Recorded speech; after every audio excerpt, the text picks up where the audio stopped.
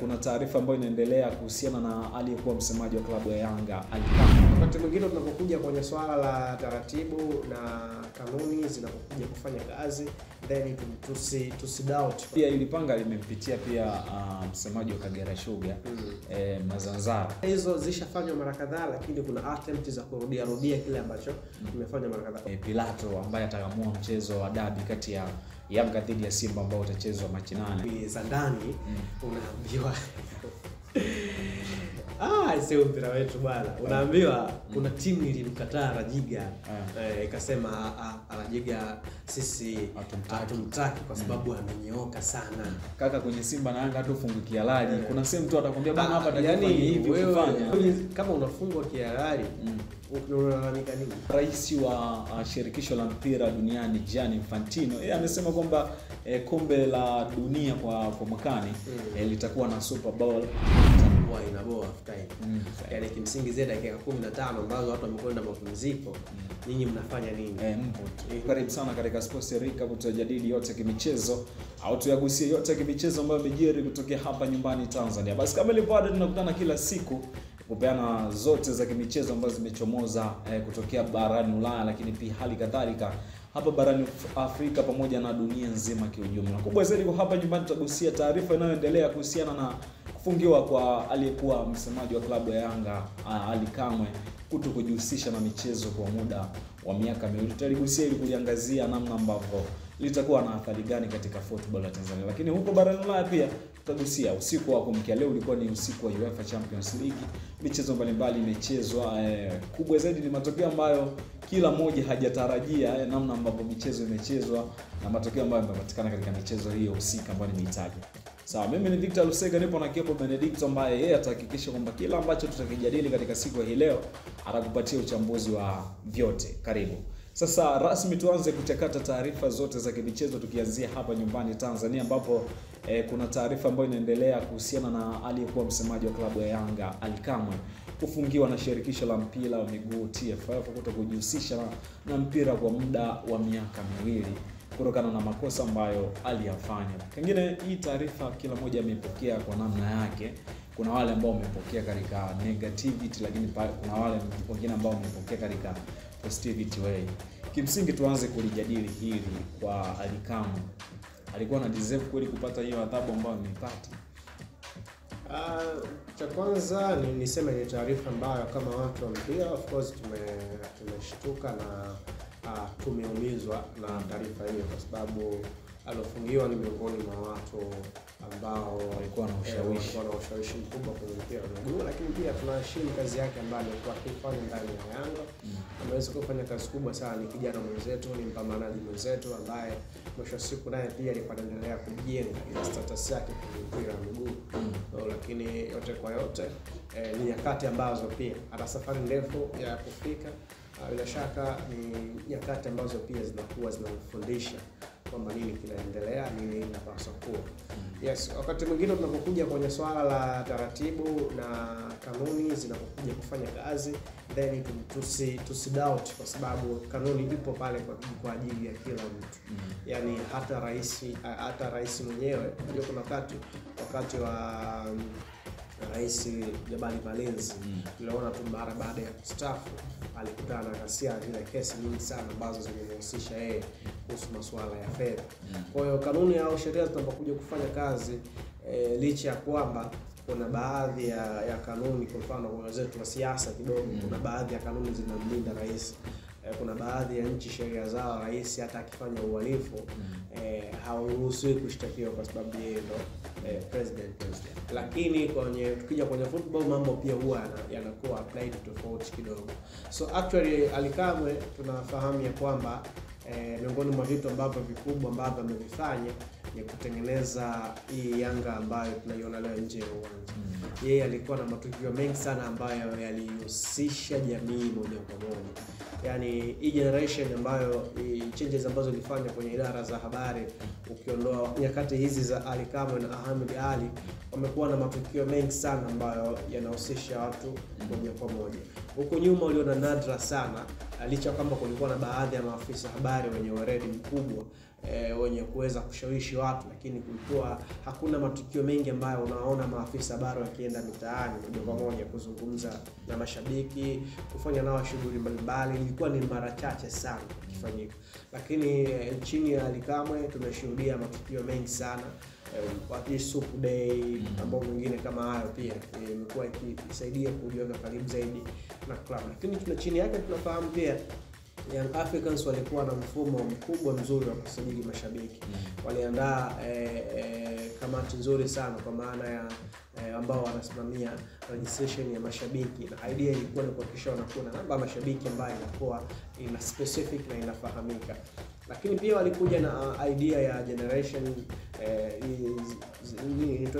idea yao ya vijana ambao actually wamepiga pesa nzuri sana, wameweza kushawishi vijana wengi sana kuweza kuingia kwenye nanilo yao kwenye wanachama wa klabu ya Yanga. Kwa hizo zote ni kazi miongoni mwa kazi ambazo tutazikumbuka ambazo Ally Kamwe amezifanya, lakini mwisho wa siku kanuni inapokuja kufanya kazi haiangalii ni nani inapaswa kumkuta. Sawa, lakini mimi nilikuwa na maoni tofauti. Unadhani kwa muktadha namna ambavyo TFF wali orodhesha makosa ambayo aliyafanya bwana Ally Kamwe, mimi nadhani kama adhabu imekuwa kubwa sana, pengine kungekuwa na yani kama ni hicho ambacho alikitaja, adhabu ni kubwa actually, lakini kama kuna vitu vingine ambavyo hatuvijui labda behind, pengine ana deserve. Kwa mimi kwa kweli sijajua imekaaje, yani kwenye hii issue kwamba kuhusianisha lile tukio ambalo lilitajwa katika kesi yake pamoja na adhabu ambayo kapewa, kama hamna uhusiano, yani adhabu imekuwa kubwa kushinda ile tukio ambalo kalifanya. Unajua ukizungumza, sisi tunazungumza kwenye kanuni, si ndio? Lakini behind legend Alex Luambano huwa anapenda kusema kwamba watu wa mpira ni wanafiki sana. Yani watu wa mpira ni watu wanafiki sana. Yani wakikaa na wewe hivi mbele hivi watakwambia hakuna msemaji kama wewe bwana. Wewe umefanya makubwa sana toka umekuja ndani ya Yanga, umebadilisha mengi sana bwana. Yani hao wengine wa nyuma wasikutie ile nilio bwana. Unajua mara kadhaa alikamwambia aliwahi kuwa na ugomvi na Haji Sunday Manara ambaye pia aliwahi kuwa afisa habari wa klabu ya Yanga kabla hajakutana na bani pia ya TFF. Siku hiyo wakikaa hivyo wanamwambia bwana mdogo, bwana wewe mtu wa maana sana, wewe umefanya vitu vingi sana, hakuna mtu ambaye anakufikia. Lakini akitoka tu akishaweka kisomo, ataweza yeye bwana. Alikuwa Haji Manara hapa, alifika wapi? Alitoboa wapi? Huyu kijana anavuka mipaka bwana. Atafika. Of course nilijaribu kumuelewa scenario ambayo alizungumza, ambavyo namna ambavyo Alex Luambano alitaka kuiweka kwamba watu wa mpira ni wanafiki sana. Actually kuna mambo mengine huwa tunashindwa kuambia vijana, yani wanashindwa kutuambia sisi vijana tunapokuwa tunatimiza majukumu yetu. Mara kadhaa huwa wanatusifia kwenye sehemu ambazo ni za uongo. Wewe unaweza kujiona kosa ambalo amefanya Ally Kamwe ni kawaida. Sawa lakini ukienda kwenye kanuni na ukiangalia influence ya baadhi ya watu, uwezi ukajua. Na tuseme hili wazi, actually kama watu watanielewa vibaya. Uwezi kujua nyuma ya kufungia Ally Kamwe ukiondoa kanuni kuna pressure kiasi gani. Of course mimi na wewe hatujui kuna pressure kiasi gani Ally Kamwe afungiwe. Na je, kuna pressure kiasi gani Ally Kamwe asifungiwe? Umeelewa? Hizi ni pressure mbili, moja ikizidi nyenzake totally hakuna kitu ambacho kinaweza kuzuilika. Kwa hiyo kwa kupima hili swala sipendi kulizungumza sana. Kwa nini afungiwe kwenye kipindi cha kuelekea ngoja kwanza? Kwa nini afungiwe kwenye kipindi cha kuelekea dabi? Muda wote ulikuwa wapi? Matukio ambayo ni kesi ambazo zimekuja kusikilizwa hapa karibuni, na tusiwapangie watu wa kamati hawa na utaratibu wao wa kusikiliza kesi kwa muda wao. Kama tunataka tulalamike hili leo, mbona kuna kamati ya masaa 72 mbona huo masaa 72 yanapita? Lakini tuliwahi kuuliza kwa nini inatokea hivi masaa 72 lakini mbona yanapita? Tukaambiwa msiwapangie watu wao, ni watu wana majukumu mengi, pia wanaweza kupanga tarehe ya kuja kusikiliza kile ambacho wanakitaka. Kwa hivyo huwezi kudoubt na wewe lazima uache tu mambo yafanye kama ambavyo hivi. Kwa mimi kwenye kulizungumza hili kimsingi binafsi napenda kustiki kwenye kanuni. kanuni imefanya kazi. Licha kwamba ukitaka kuchimba zaidi behind utaweza kufuatilia na utagundua kuna vitu vingi sana, lakini hebu tu stick hapo kwenye kanuni. Sawa, basi na kwa taarifa yetu mimi katika taarifa nyingine kuangazia. Lakini hapo kabla tujamaliza kwenye taarifa nyingine, unaona pia ili panga limempitia pia msemaji wa Kagera Sugar Mazanzara. Lakini pia kuna shabiki mwingine wa Simba naye alitoa kauli mbovu, yeye kafungiwa kuto kujihusisha na football kwa muda wa miaka 5. Kwamba ni panga ambalo limepita kwa watu wengi. Of course, na labda nikukumbushe kitu. Haya matukio, decision imefanywa sasa hivi, lakini haya matukio ni series of events, of series of incidents ambazo zimetokea huko nyuma.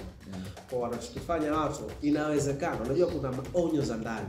Yaani kuna onyo zile za ndani. Kwa mfano TFF wanakuandikia onyo, Victor, umefanya hivi leo dada, hii kitu hakifai. Huo hizo onyo zitakuwepo za ndani ambazo haziweki clear. Yes, haziweki wazi. Kwa inawezekana hizo zishafanywa mara kadhaa, lakini kuna attempt za kurudia kile ambacho kimefanywa mara kadhaa. Of course kuna kabla hapa siku kadhaa hapo nyuma niliwahi kusikia kauli ya Alikamwe akisema kwamba kwenye huu mpira wa Tanzania yeye kila akifanya jambo ndio kinaonekana kitu kibaya. Lakini tuzungumze Alikamwe, yeye ndo ambaye alisimama kwenye stage pale Mbagala za Kem ambaye akasema Mgunda na Andaza anachagua nini? Andaza. Kauli ambayo actually kwenye mpira huwezi kuona ni kauli yenye afya kuizungumza. Sawa, wewe labda unataka utani wa jadi, si ndio? Basi ondoa utani wa jadi, mheshimu Juma Ramadhani Mgunda ambaye kwa Alikamwe ukiondoa tu heshima ya Mgunda kwenye mpira wa miguu, lakini mtu mzima ambaye amemzidi umri. Kwa nini basi asingesema Simba na Andazi nachagua Andazi? At least kidogo angekuwa safe. Sijui umenielewa? Kwa kuna series of events wakati mwingine yanapotokea madhara kama haya tunaanza kutafuta mchawi ni nani. Lakini mimi ninaamini internal kulikuwa na majaribio mengi sana. Labda hapo nitakuelewa. Sawa, basi na kwa taarifa yetu katika taarifa nyingine kuangazia mara baada ya siku ya jana pia matukio yalikuwa mengi. Tumeona TFF imetangaza rasmi Pilato ambaye ataamua mchezo wa dabi kati ya Yanga dhidi ya Simba ambao utachezwa Machi 8 kwamba ni Arajiga. Watu wengi, kuna watu ambao pia nimeona kuna baadhi ya maoni ya mashabiki. Sasa nimeona kuna maoni ya mzee Azib David anasema kwamba mara zote Arajiga akipewa mechi huwa Simba yani atutuboi, mambo yanakuwa magumu kwa upande wao Simba. Arajiga ndo alisimamia mchezo wa Simba versus Azam. Of course ambao ulitoka kwa sare ya bao 2-2. Arajiga pia ndio ambaye alipaswa kuchezesha dabi ambayo Simba alikufa 1-0 bao la kujifunga, ambao alichezesha Kayoko, ambao alichezesha Ramadhani Kayoko, lakini za ndani unaambiwa sio mpira wetu bwana. Unaambiwa kuna timu ilimkataa Arajiga, ikasema Arajiga sisi hatumtaki kwa sababu amenyooka sana. Yani ukitupa Arajiga tutateseka sana, Arajiga sisi hatumtaki. Kwa hiyo ikabidi wabadilishe, wakampisha mzigo kama na Kayoko ambaye mzigo kweli. Baada ya mechi alipotea kabisa.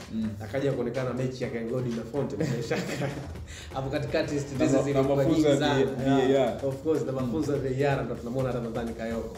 Na sasa wameanza kurejea. Actually kwa maana ya Ahmed Arajiga kwangu mimi ni miongoni mwa waamuzi ambao wameset standard yao. Zamani kama mtu ameweza kumfuatilia Arajiga zamani kidogo, miongoni mwa waamuzi ambao walikuwa na maji kujaa, maamuzi ya ovyo pia walikuwa nayo. Lakini inasemekana kuna watu walimng'ata sikio wakamwambia Arajiga, ukitaka kupata chance nyingi sana za kufanya kazi kimataifa, wewe nyooka.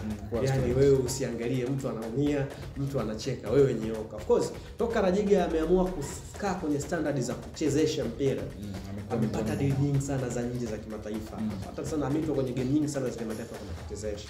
Kwa ile hali pia kuchezesha kimataifa, akirudi hapa Tanzania hata anavyoamua maamuzi yake hana pressure, anafahamu nini ambacho anakifanya. Of course uko napenda kile ambacho anakifanya.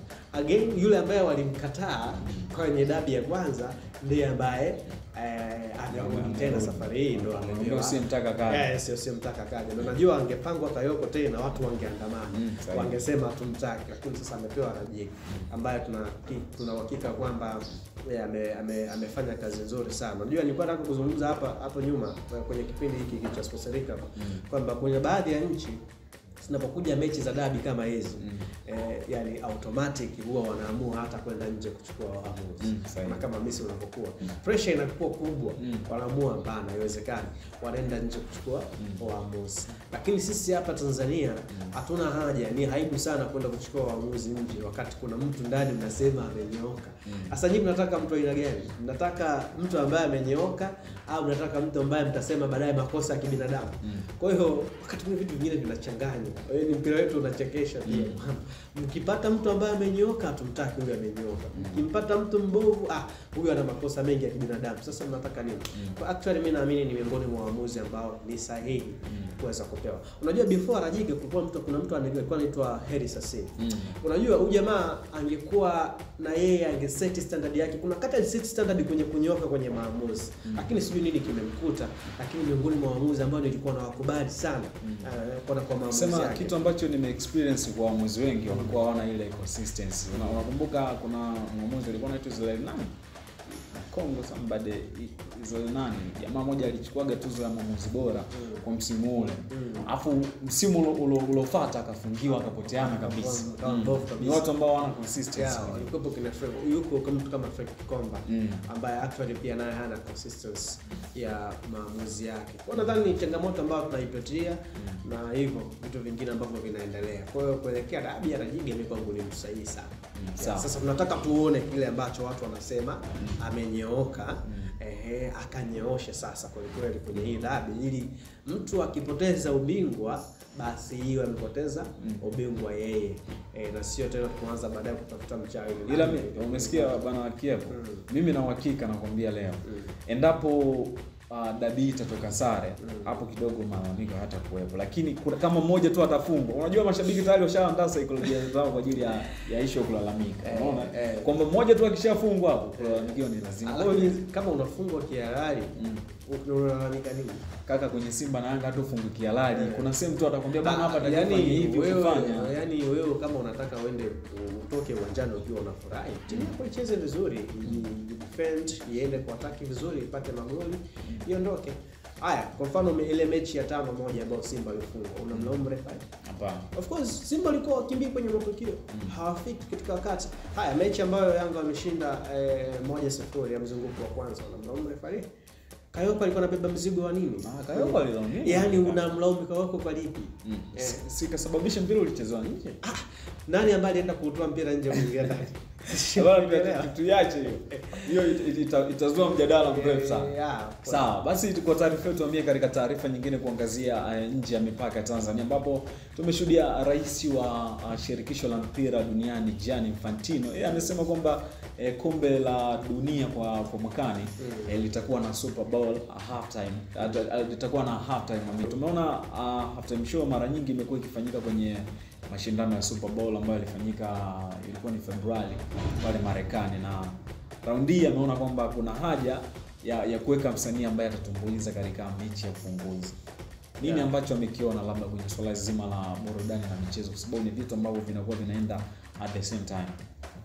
Of course ukiangalia kwenye upande fulani wamejaribu kuongeza fursa kwenye football pia. Of course kwa wale uwanjani wataenjoy ile burudani. Unajua huwa inaboa half time. Yaani kimsingi zile dakika 15 ambazo watu wamekwenda mapumziko, nyinyi mnafanya nini? Mpo tu au kitu cha concentrate nacho. Lakini hiyo ukiweka msanii kwenye kutumbuiza, nadhani pia itasaidia watu kutengeneza ile hamu ya kuweza kushuhudia nini ambacho kinaendelea. Lakini pia itakuwa chance pia kwa wasanii ambao actually tunaamini kwa sababu kutakuwa na idadi kubwa ya wasanii ambao wanaweza kupata nafasi. Itakuwa ni platform nyingine ya watu kuweza kufanya kazi zao. Lakini pia so wasanii tu, unazungumza pia kuhusu watu wa mapambo, watu wa stage. Kwa hiyo watu ambao wataweza kusaidia. Of course nilikuwa naangalia kwenye performance moja ambayo sina of course nani Alikiba alifanya kwenye opening ya Nanilio ile ya Super League ya Afrika. Sawa. Ile African Football League.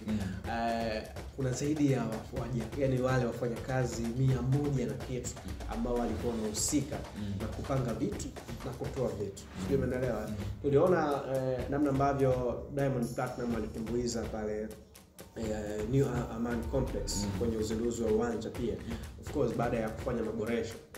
Kuna takriban watu zaidi ya 150 walipata shavu pia kwenye kuandaa stage na vitu vingine kama hivi. Kwa ile pia inaenda kuongeza watu wanapata ulaji pia, of course kuna kuandaa mazingira na vitu vingine kama hivi. Lakini pia inakuwa chance nyingine nzuri kwa wasanii kama ambao nimesema hapo awali. Lakini doubt yangu ni sehemu moja kwenye namna ambavyo watahandle hivi vitu viwili. Na hapo sasa tunarudi kwenye media. Unajua media sasa inabidi wao decide. Yaani kwenye nyakati kama hizi ni wao wataamua kipi wanataka kufanya. Unajua kuna tano zile mara nyingi media nyingi zinatumia kwa ajili ya uchambuzi wa matukio ambayo yametokea kwenye first half kwenye mchezo husika. Kwa sasa wao wataamua. Unajua kuna wakati mwingine pengine kuna media itakuja kusema kwamba sisi hatutachambua. Unaelewa tutaenda kuonyesha performance ya dakika 15 ya msanii fulani jinsi ilivyokuwa. Je, kuna watu watakosa ile haki ya analysis ambayo itakuwa imefanyika. Kwa nadhani ni nyakati ambazo wanaweza kuona namna nzuri ya kuboresha, lakini pia kila media house ambayo itakuwa na chance ya kuonyesha ile michuano na pia itakuwa namna nzuri ya kutreat. Na unajua kila mtu ana content ambayo ana feel watazamaji wangu wanaweza kunufaika nayo.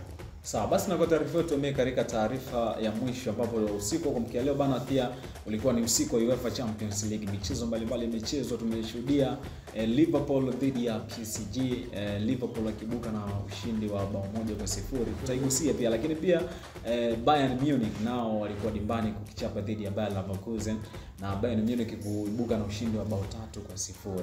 Lakini pia kuna mchezo ambao ulichezwa mwingine kati ya Barcelona dhidi ya Benfica ambapo Barcelona aliibuka na ushindi wa bao 1-0. Tuanze kuigusia hii michezo kabla tujatamatisha kipindi. Yeah, of course kulikuwa na michezo takriban 4 ambayo ilichezwa katika usiku wa jana. Final ikiwa nyumbani dhidi ya Inter Milan, amepoteza 2-0. Of course ni mchezo ambao unakubali tu final kwa Inter ni heavyweight kwa final. Of course ni mchezo ambao Robin van Persie alikuwa kwenye touchline akiongoza final, lakini alipoteza kwa magoli 2-0. Mchezo mwingine ambao ulikuwa interested ni mchezo kati ya Bayern Munich dhidi ya Bayer Leverkusen ambao of course Bayern Munich wameonyesha ukubwa wao mbele ya Bayer Leverkusen ambao tunashangaa nini ambacho kimemkuta Xabi Alonso msimu huu.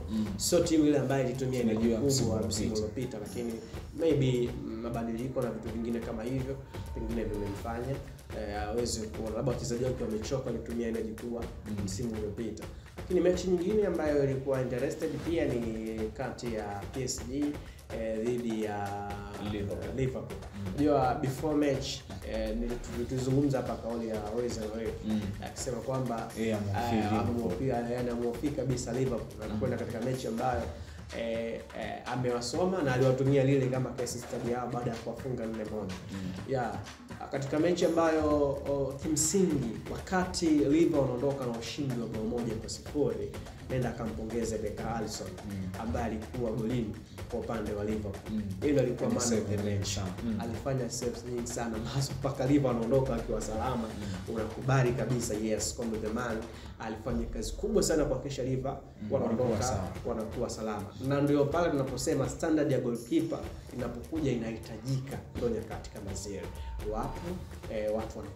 Watu wanakuja kushambulia, lakini nini ambacho wanakifanya kuzuia haya mashambulizi? Kwa utagundua kitu kama hicho. Kwa lazima umpe pongezi Beka Alisson ambaye alifanya kazi kubwa sana kuhakikisha anafanya saves nyingi. Lakini mchezo wa mwisho ambao ulikuwa kati ya Barcelona dhidi ya Benfica, Barcelona walipata kadi nyekundu of course katika dakika ya 22 tu ya mchezo. Barcelona wanapigwa red card. Of course katika hiyo mechi miongoni mwa vitu ambavyo vilinifurahisha ni namna ambavyo Hansi Flick alibadilisha mfumo wa timu yake. Unajua ushawahi kushuhudia timu inacheza 611. Hiyo ni formation. Najua Hans Flick alijua niko away na automatic kama niko away lazima nitumie nijilinde sana. Na Benfica actually so baya, ni timu ambayo nzuri. Unapata kadi ya mapema dakika 22 unapata kadi nyekundu. Lakini unapambana dakika 61 Rafinha once again katika nyakati ambazo unahitaji huduma yake anakwenda nafunga goli ambalo hata wawekezaji pia walikinua meno. Walifurahia ile hali na Barcelona anaondoka na ushindi. Mchezo unaofuata next week tukutane Nou Camp. Kwa ni mchezo ambao Barcelona walicheza kikubwa sana, na wakati mwingine anasema ndio hapo ambapo tunakuwa tunasema haijalishi utacheza mfumo gani, kinachomata nini? Matokeo ya mchezo husika. So of course kwa mimi Barca walifanya kazi kubwa sana, walideserve kupata kile ambacho wamekipata. Sawa, basi na kwa taarifa hiyo tunatamatisha Sports ya Recap kwa siku hii leo. Shukrani za kutosha kwa kila mmoja ambaye amehakikisha kila kitu kinakaa sawa. Mimi naitwa Victor Lusega, nilikuwa na Kipo Benedict ambaye yeye amekupa uchambuzi wa yote ambayo tumejadili katika siku hii leo. Nikutakia wakati ulio mwema, lakini pia nikutakia mfungo mwema mwezi mtukufu wa Ramadhani, lakini pia kwa wale wa Kristo pia nao niwatakia mfungo mwema wa Kwaresma. Bye bye.